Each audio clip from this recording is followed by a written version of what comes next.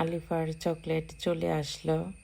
Chocolate লাভার আলিফা বুড়ি chocolate পেয়ে তো ভীষণ খুশি হয়ে গেল।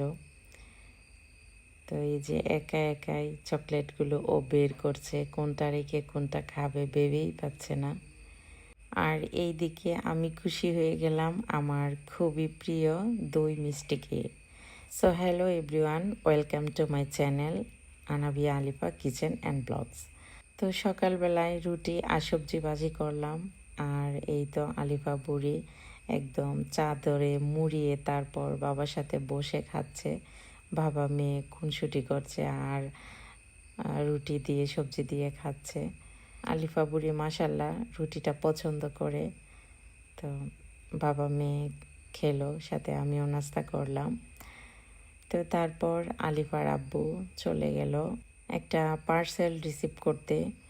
আর ওই পার্সেলটা ছিল আলিফার চকলেটের পার্সেল।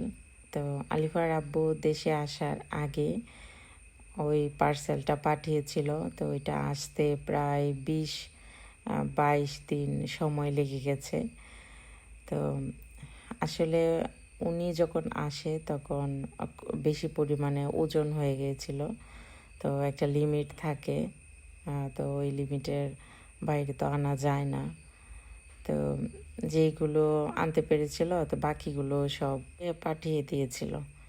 তো তারপর ওইগুলো চলে আসলো। তো ওইগুলো রিসিভ করতে আলিফার আব্বু চলে গেল। আর এইদিকে আলিফা বুড়ি ওয়েট করছে কখন নিয়ে আসবে চকলেট। যাওয়ার সময় ওকে বলে গিয়েছিল যে তোমার জন্য চকলেট আনতে যাচ্ছি। তো দেখেন এইখানে খুব সুন্দর নাগামরিচের গাছ হয়েছিল। তো আলিফা ওইগুলো বড় হতে আর দেয়নি, ছোট থাকতেই ওইগুলো উঠিয়ে ফেলছে। আর এইখানে ও খুব ট্রাই করছে লিচু গাছের পাতা ছিঁড়ার জন্য। তো ও লাফ দিয়ে দিয়ে লিচু গাছের পাতাটা এভাবে নিচু করে তারপর আবার ছিঁড়ছে। আমাকে বলছিল পাতা ছিঁড়ে দেওয়ার জন্য, তো আমি বললাম না, তুমি ট্রাই করো। তো আবার লাফ দিয়ে আবার নিজে নিজেই উঠিয়ে ফেলছে। তো যাই হোক, তারপর আমরা অনেকক্ষণ অপেক্ষা করার পর আলিফার আব্বু চলে আসলো। আর উনি যতবার শহরে যাবে ততবার আলিফার জন্য জামা নিয়ে আসবে, মানে ওইটা ওনার একটা অভ্যাস। তো এ নিয়ে আবার ওটা পরিয়ে দেখছিল হয়েছে কিনা। তো আমি বললাম হয়ে যাবে। আর আলিফা তো নতুন জামা দেখলে মানে ওটাই পরতে চাইবে। তো আর ওর আব্বু ওটা পরিয়ে দেখছিল যে হয় কিনা। তো তারপর আমি জিজ্ঞেস করলাম যে পার্সেল কোথায়, ওটা নিয়ে আসুনি। তো উনি বলতেছে যে আমি রুমে রেখে আসছি। আমরা যেই দিকে দাঁড়িয়েছিলাম তো উনি অন্যদিকে রুমে ঢুকে গেছে। তো তারপর আমরা রুমে চলে গেলাম। আর আলিফা তো একদম অবাক হয়ে গেছে যে এটার ভিতরে কি। তো যখন ওর আব্বু সবটা খুললো তো খুলে দেখতে পেল যে চকলেট। আর আলিফা বুড়ি এত খুশি হয়ে গেল, মানে যেটা বলার মতো না। তো যাই হোক, আমরা সবাই মিলে চকলেট খেলাম।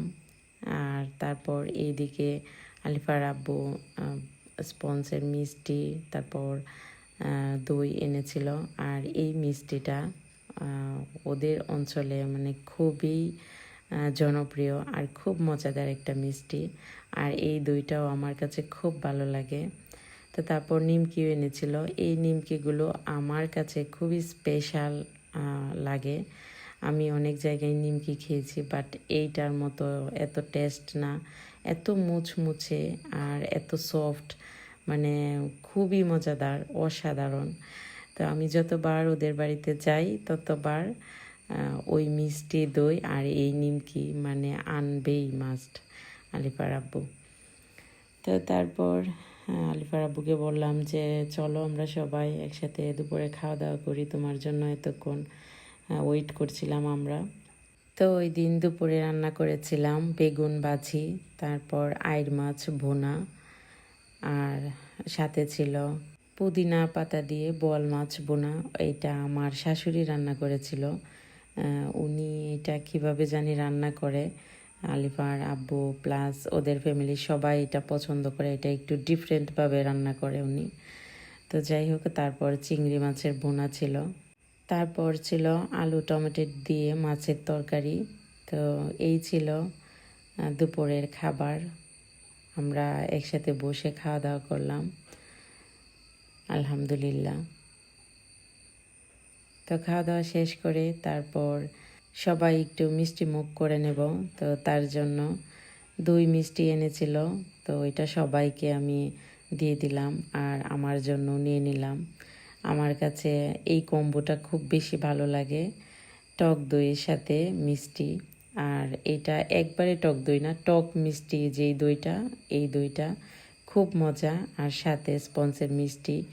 এই কম্বোটা আমার কাছে খুবই খুবই মজা লাগে। কে কে খেয়ে থাকেন অবশ্যই কমেন্ট করে জানাবেন। তো তারপর আমার শাশুড়ি বলছিল যে আজকে চকলেট তারপর দই মিষ্টি খেয়েছি, তো একটু চেক করে নাও আমার ডায়াবেটিক্সটা কীরকম আছে।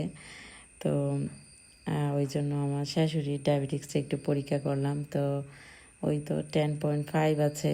তো আমি বললাম এত বেশি না, ঠিক আছে, চিন্তা করার কিছু নেই।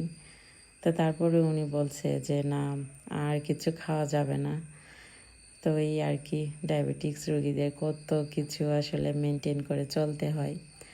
তো তারপর সন্ধ্যার দিকে আলিফার আব্বু বলতেছে, অনেক দিন যাবতই বলতেছে ভাপা পিঠা খাবে, ওই জন্য।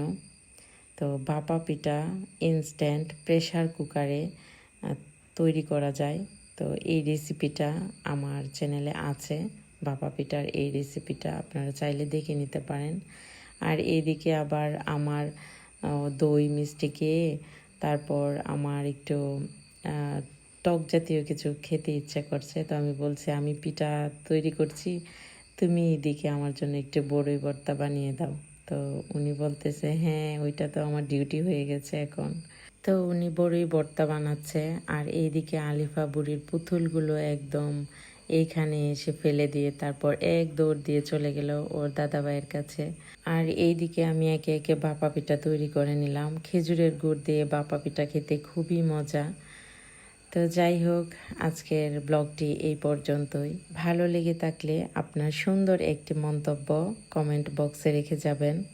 দেখা হবে নেক্সট ব্লগে। ততক্ষণ পর্যন্ত সবাই ভালো থাকবেন, সুস্থ থাকবেন। শুভ সন্ধ্যা, আল্লাহ হাফিজ।